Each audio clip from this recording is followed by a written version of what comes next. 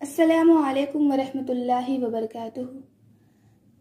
Rabbi इश्रह ली सदरी वयस्सिर ली अमरी वहलुल उक़दतम मिन लिसानी यफ़क़हू क़ौली।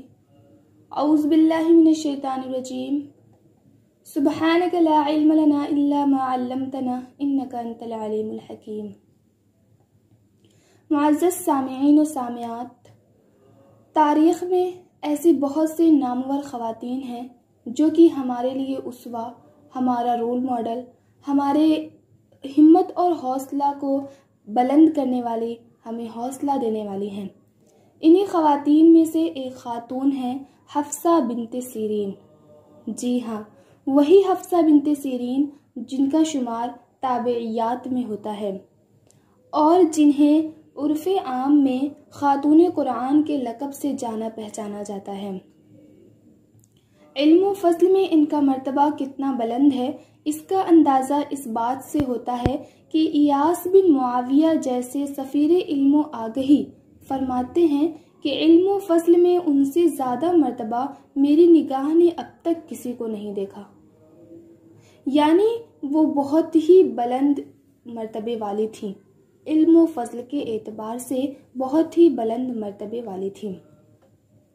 तो लोगों ने ताज्जुब से पूछा इयास बिन मुआविया से कि आखिर हसन बसरी और इब्ने सीरीन भी तो मौजूद हैं जिनको सारी दुनिया इल्म व फ़ज़्ल का इमाम व पेशवा तस्लीम करती है। तो इस पर इयास बिन मुआविया ने जवाब दिया कि मैं बज़ाते खुद उनसे अफजल व बरतर किसी को नहीं समझता। इब्ने अबी दाऊद ने उमरा बिन अब्दुर्रहमान और उम्मे दरदा को इनका हमपल्ला करार दिया है, यानी हफ्सा बिनते सीरीन को उमरा बिन अब्दुर्रहमान और उम्मे दरदा के बराबर करार दिया गया है।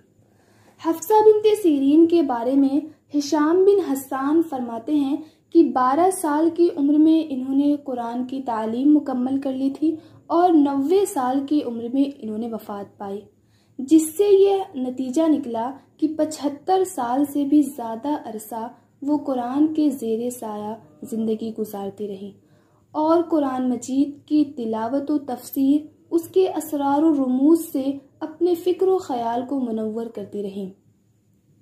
तिलावत कुरान, मानी कुरान और हिफ्ज़ कुरान में पुख्तगी व तहरसी में उनको इतनी शोहरत हासिल हुई है और वैसी ही शोहरत इनको इबादत में भी हासिल हुई है। चुनांचे जिस तरह हफ्सा बिनते सीरीन को खातून कुरान के नाम से जाना पहचाना जाता है, इसी तरह इनको इबादत गुजार खातून अव्वल भी कहा जाता है।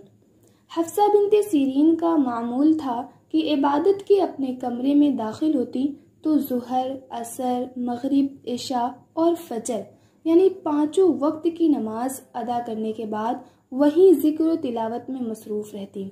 जब सूरज ज़रा बुलंद हो जाता तो वहाँ से निकलती, फिर खाना खाने के बाद कुछ देर के लिए सो जाती और जब ज़ुहर का वक्त आता तो फिर नमाज के कमरे में चली जाती। मेहदी इब्ने मैमून फरमाते हैं कि वो अपने नमाज के कमरे में 30 साल तक मुसलसल इस तरह रहीं कि हाजाते ज़रूरिया के सिवा कभी वहाँ से बाहर न निकली। हफ्सा बिनते सीरीन को हिफ्ज़ कुरान के साथ साथ कुरान मजीद की तफसीर और मानी की तौज़ीह का भी गहरा इल्म था। चुनांचा हिशाम बिन हस्सान फरमाते हैं कि इब्ने सीरीन को कुरान मजीद में अगर कोई इश्काल पेश आता तो किसी को अपनी बहन हफ्सा के पास भेजते और उनसे दरियाफ्त करके अपना इश्काल दूर फरमाया करते थे। आसिम अहवल कहते हैं कि हम लोग हफ्सा बिनते सीरीन के पास जाते तो वो नकाब लगा के सामने आती। हमने एक रोज़ उनसे कहा कि आप खामखा पर्दे का इतना तकल्लुफ़ करती हैं, हालांकि अल्लाह ताला का इरशाद है औज़ु बिल्लाहि मिनश शैतानिर रजीम वल क़वाइदु मिनन निसाइ अल्लाती ला यरजून निकाहन फलैसा अलैहिन्ना जुनाहुन अन यज़अना सियाबहुन्ना गैर मुतबर्रिजातिन बिज़ीनतिन। सूरह नूर की आयत नंबर 60 है। तो लोगों ने उनसे कहा कि इसमें सियाब से अल्लाह ताला की मुराद जिलबाब है, यानी नकाब है, यानी ये कि जो औरतें बूढ़ी हो चुकी हैं, निकाह के लायक नहीं रह गई हैं, तो अगर वो अपना नकाब हटा दें तो उन पे कोई हरज नहीं है। इस पे हफ्सा बिन्त सीरीन ने जो जवाब दिया वो वाक़तन बहुत ही अहम, माना खेज़, जामे और हमारे लिए एक उसवा और नमूना के तौर पे था।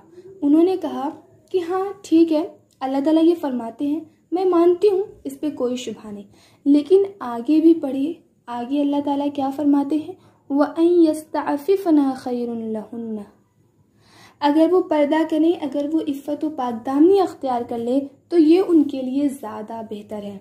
फरमाया कि इससे जिल्बाब यानी नक़ाब का सबूत होता है।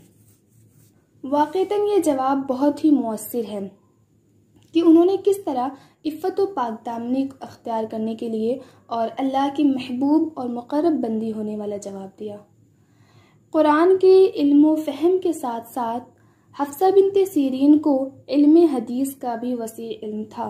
इन्होंने जिन लोगों से रवायात अख़ज़ की उनमें इनके भाई यहिया के साथ साथ अनस इब्न मालिक, उम्मे अतिया अंसारिया, रिबाब, अबुल आलिया, अबू ज़ुबियान, खलीफ़ा बिन काब, रुबई बिन ज़ियाद और हसन बसरी की वालदा के नाम शामिल हैं।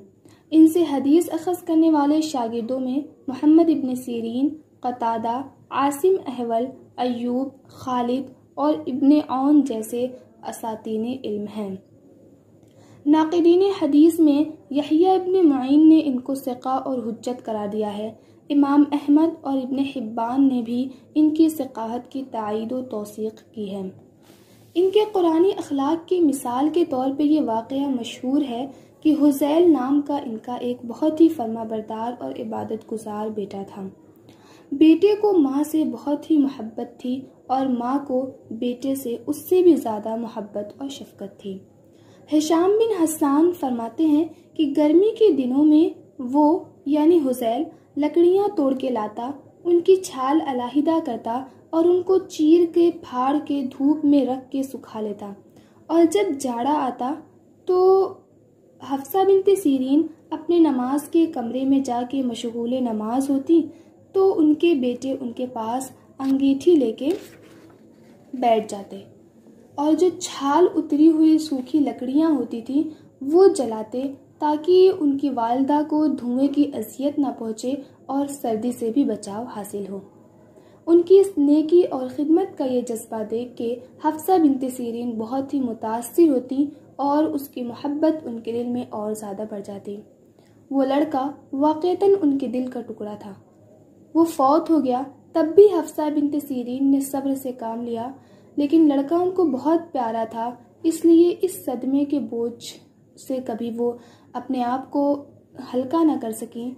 और एक रोज़ सूरह नहल की तिलावत कर रही थी, जब आयत नंबर 95 और 96 पे पहुँची, वला तश्तरू बिअहदिल्लाहि समनन क़लीला इन्नमा इंदल्लाहि हुवा खैरुन लकुम इन कुंतुम तअलमून मा इंदकुम यनफदु व मा इंदल्लाहि बाक़ वलनजज़ियन्नल्लज़ीना सबरू अजरहुम बिअहसनि मा कानू यअमलून।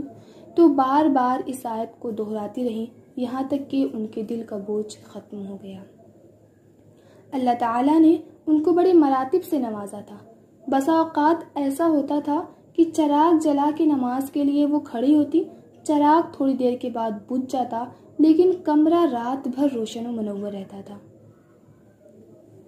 वाक़तन हफ्सा बिन्त सीरीन की सीरत हमारे लिए उसवा और नमूना है, क्योंकि जिस तरह उन्होंने अपनी ज़िंदगी इल्म कुरान, इल्म हदीस, तफासीर और